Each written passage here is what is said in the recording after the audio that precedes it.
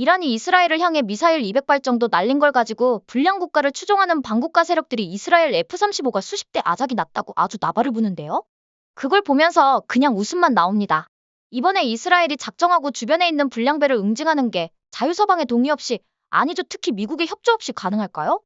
그리고 서방의 방공 시스템은 불량 국가들의 그것과는 차원이 다릅니다. 물론 처음에 지금과 같은 사단이 나게 된 동기를 제공했던 하마스의 기습적인 테러 때 갑자기 과거와는 차원이 다르게 무식하게 물량으로 밀어붙여 막을 탄이 부족해서 못 막았을 수는 있어도 장비가 허접해서 못 막진 않았거든요. 그리고 이란은요, 과거에 이란혁명 수비대 대빵 제거 작전 이후에 보복하겠다고 큰소리 치고 나선 어땠습니까? 미국 기지에 미사일 쐈을 때도 나 저기 언제쯤 때릴 거니까 그러니까 알아서들 하세요, 이렇게 하고 때리거든요. 왜냐면 이란의 지도자들은 가진 게 많기 때문입니다. 가진 게 많은 자는 잃을 게 많거든요. 북한의 김정은이도 똑같습니다. 그런데 만약 이 자들이 승산이 있다라고 판단되면 상황은 180도 달라지지만 말입니다. 지금은 승산은커녕 불량 국가와 서방의 군사력은 비교 자체가 불가능한 상태 아닙니까?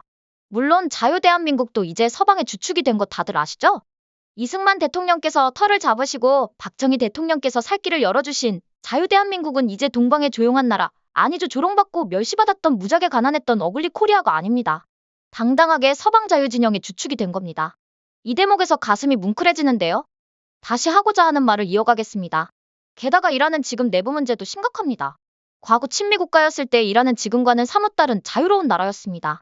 그런데 혁명 이후 현 정권이 들어서면서 이란 국민들은 이슬람 특유의 종교적 굴레 속에서 많은 제약을 받고 있는 상태입니다. 그런 제약들에 인내심의 한계에 다다른 국민의 저항이 시작되고 있단 얘기입니다. 이스라엘 총리가 방송을 통해 국민적 저항을 독려하기도 했잖아요. 필요하면 우리가 도와줄 수도 있으니까 좀 더 세게 붙으라고 부추기는 고도의 심리전이라고 볼 수 있습니다. 아무튼 이런 내후회환을 겪고 있는 이란이 이스라엘에 데미지를 줄 수 있는 미사일 공격을 감행한다는 건 꿈에서도 있을 수 없는 일이죠.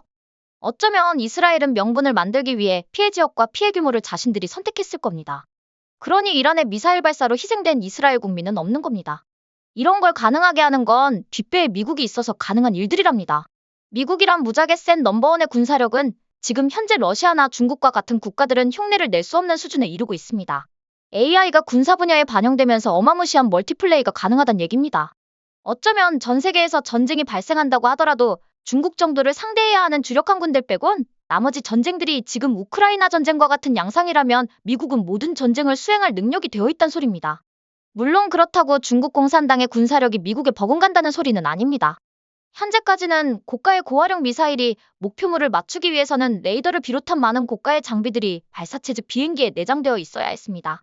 비용도 상당하고 자신이 위치한 지역 밖의 상황까지 컨트롤할 수 있는 멀티플레이가 어려웠습니다. 그런데 AI가 반영된 전투 시스템은 미사일과 투발수단이 별도의 장비도 필요 없이 마치 사람이 드론을 조종하듯이 어쩌면 동시에 수만 발의 미사일이 각기 다른 목표를 향해 날아가더라도 AI가 하나하나를 개인 지도하듯이 정확하게 목표물로 인도할 수 있는 시대가 됐단 말입니다. 마치 과거에 전장의 상황을 바꿔버린 맥심기관총같이 말입니다. 당시 맥심기관총 한 대면 총알만 충분하다면 아마도 10만 대군도 상대했을 겁니다. 물론 너무 쏴대면 총열이 열받아서 물리적으로는 불가능하겠지만 말입니다. 그런데 이놈의 AI는 당시 무적의 맥심기관총과는 비교도 안 될 정도입니다. 앞으로 더 발전한다면 전 세계 전장에 투입된 모든 병사의 소총 타겟까지 관여하지 않을까요? 그런데 중국은 미사일에 기름 대신 물을 채워 넣다 걸리질 않나? 신형이라고 만든 핵잠수함이 침몰을 하질 않나 그런 수준입니다. 러시아는 이번 우크라이나 전쟁을 통해 군사력 수준이 뽀록이 났습니다. 그걸 카피한 중국 공산당이니 오죽하겠습니까? 북한은 더 말하면 입만 아픕니다. 얼마 전에 위성 로켓이라고 싸댔다가 고스란히 떨어진 거 수거해보니까 기가 막히고 코가 막혔다고 하질 않습니까? 이게 세계에 존재하는 불량 국가들의 수준입니다. 이걸 미국이 하나씩 시나리오에 의해 제거하고 있는 중이고요. 시나리오대로 러시아 맛이 갔고요. 북한은 맘만 먹으면 언제든지 아닐까요? 이란은 지금 이스라엘을 통해 등뼈 부러지는 소리가 여기까지 들립니다. 중국은 이미 빵꾸난 타이어로 달리는 자전거라고 말씀드렸습니다. 이러니 이자들을 추종하는 세력들이 이란의 미사일이 공포의 F-35를 까부셔줬으면 하는 바람을 어쩌면 간절하게 표현하고 있는 건 아닐까요? 지금 자유대한민국에선 반국가 세력들은 막가파식으로다가 김건희 여사와 최상병 특검이 부결된 걸 끝까지 해볼량인 것 같은데요. 정말 니들 말대로 그렇게 문제가 심각하다면 이번 특검 찬성한 인간들이 반대기권 무효 빼면 194명인가요? 그냥 특검했다가 별거 없으면 194명 모두 단두대에다가 모가지를 맡기겠다고 한다면 나도 당신들의 의지에 존경을 표하겠다. 그런데 니들 항상 그렇듯이 아닌 말고 하냐? 그러다 니들 뜻대로 걸려들면 정권을 확하니 강탈하는 거고. 광우병도 그렇고 박근혜 대통령 탄핵 때도 그랬잖아. 그런데 지금 니들의 가장 심각한 문제는 요즘 국제 정세가 어떻게 돌아가는지 전혀 감을 못 잡고 설쳐댄다는 거야. 이걸 내가 저수지에다 비교해 볼 테니까 반국가 세력들 딴짓하지 말고 잘 들어.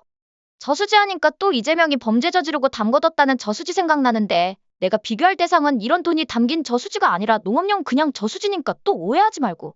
저수지는 주기적으로다가 바닥을 청소해줘야 하거든. 마치 수족관 어항 청소하듯이 말이지.